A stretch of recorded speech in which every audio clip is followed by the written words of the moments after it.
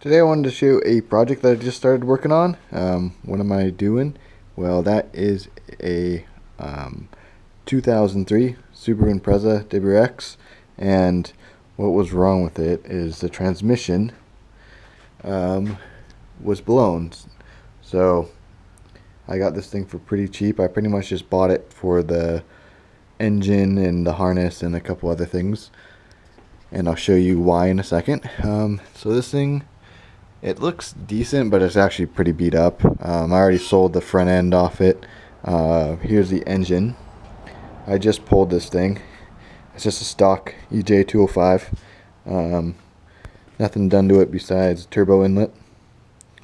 Other than that, it's completely stock. This car was running when I pulled this engine, so I know that this engine does run. Everything was working on it too, which is nice, so I know that when I swap it, it will be running, hopefully. This turbo actually seems like it was replaced.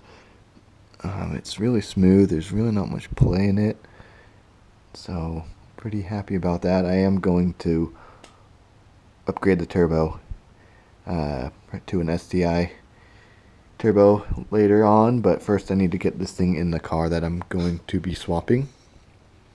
So let me show you what this thing is going in.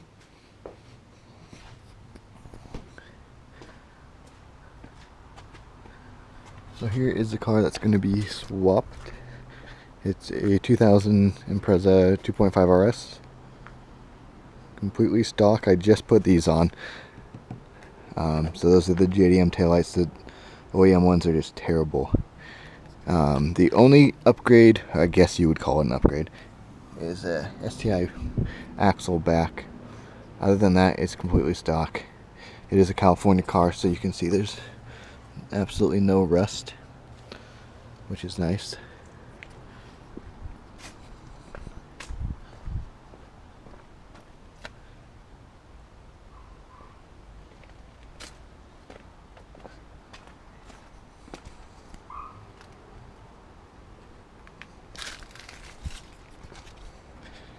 So like I said, I'm going to be swapping this car. So as you can see, interior all original, and so it's in pretty good shape for what it is. I am going to be keeping the RS dash because this one's not in bad shape. The only thing is it has a crack here, but I actually just picked up a new one that isn't cracked. This thing has 167,000 miles on it. It runs and drives. Everything works, air conditioning works, all that stuff. Runs really good actually. But the head gasket is starting to leak, and it doesn't overheat at all. I just noted it smelled like oil a little bit, and I looked underneath, and the driver's side head or passenger side head gasket is dripping a little bit. So that engine's gonna have to come out no matter what. And the clutch, this is the original clutch, so it has 167,000 miles on the original clutch, so the throw-up bearing makes some noise. So I'm going to be pulling this engine out once I get that thing out of the way. So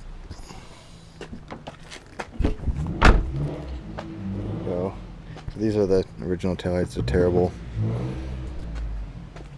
This car, I've already started gutting it to get the wiring harness out. So you have to take about this whole dash to get the wiring harness out, and I'm going to be sending it to iWire, and they will merge the two harnesses together. So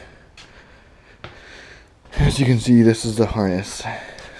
So all this needs to come out, which I'm just starting on.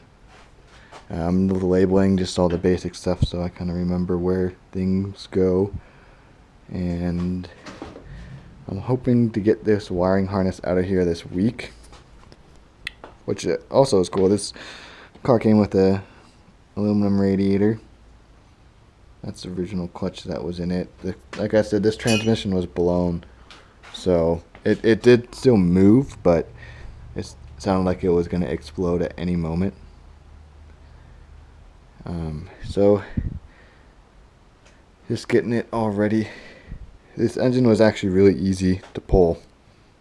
I was surprised on how easy it was.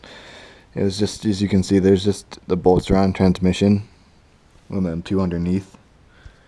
And as far as the wiring goes, it's really simple. On this side, it's really just one plug for the coil packs, sensor in the up pipe.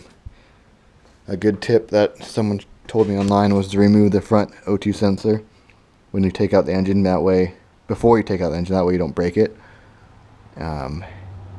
Which was very helpful because those sensors are not cheap. And this engine's decently clean. I noticed this is cracked. Timing belt cover's cracked, so I need to get a new one of those. I'm going to detail this thing before I drop it. And I'm going to do the valve cover gaskets, the rear main seal. The head gaskets are not leaking on this thing. I'm not going to mess with it. I'll deal with that later if it does happen. But